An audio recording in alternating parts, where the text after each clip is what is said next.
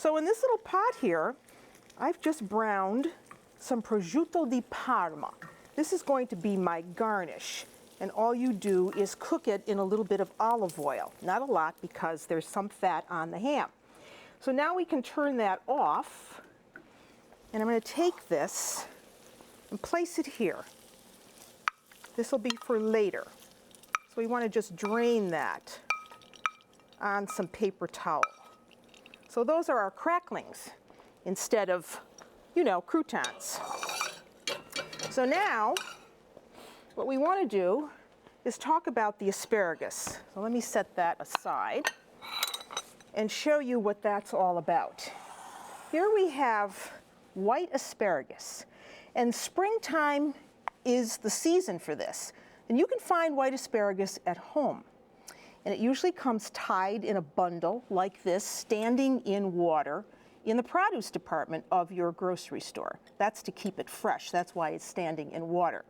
So when you get it home, you want to wash it well. And it's usually tied with a rubber band. So you take the rubber band off. And I've already washed these, so I'm just going to take the rubber band off. And we have about 2 pounds here. 2 pounds of asparagus, white asparagus. And I'm going to dump this water. And the reason that these asparagus are white is because they lack chlorophyll, unlike green asparagus. So for this recipe, all we really want to do is cut the asparagus up. And you can use the entire stalk. You don't have to break it off and throw this away because white asparagus is really much more tender than green asparagus. So if you see that the ends seem to be a little tough, you can take them off. Or what you can do is just take a vegetable peeler and trim off the end, just like that. Just take, I think that's a good peeler. Take off the end like that. So we're going to cut these up, and I'm going to put them in a bowl, because what we want to do first is get the base of our soup ready. So they don't have to be in any particular fancy way, just cut them up coarsely, because we want to get them soft. And for this soup, we want about 2 pounds.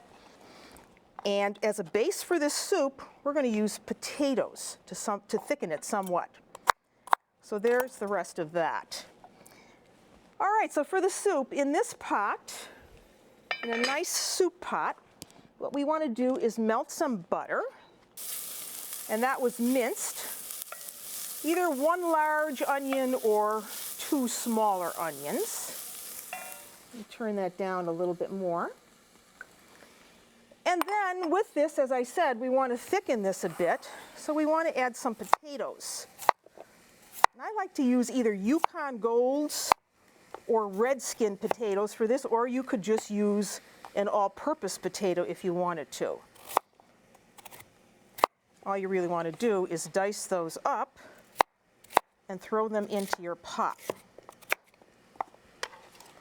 So 2 potatoes go in. And we're going to give this a little bit of white pepper. A little bit of white pepper goes in there. Mix that well. Let me put the asparagus in. This is all going to cook down. That all goes in. And of course, we need some liquid with this. So either chicken broth, or you could use a vegetable broth. That goes in.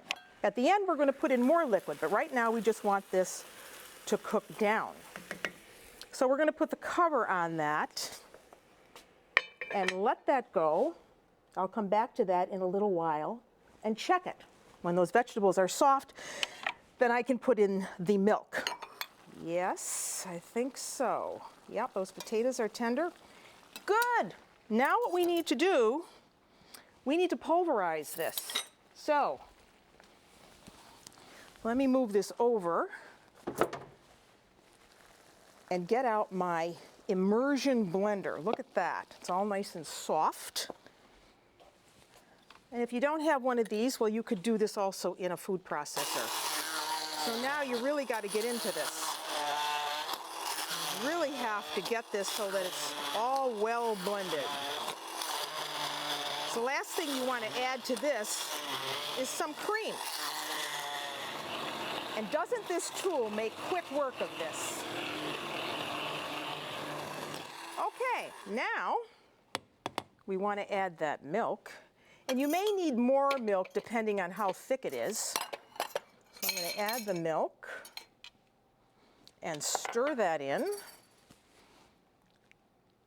Get that really, really mixed well. Well, it looks delicious. And then when you have it mixed up like that, well, then you can serve it.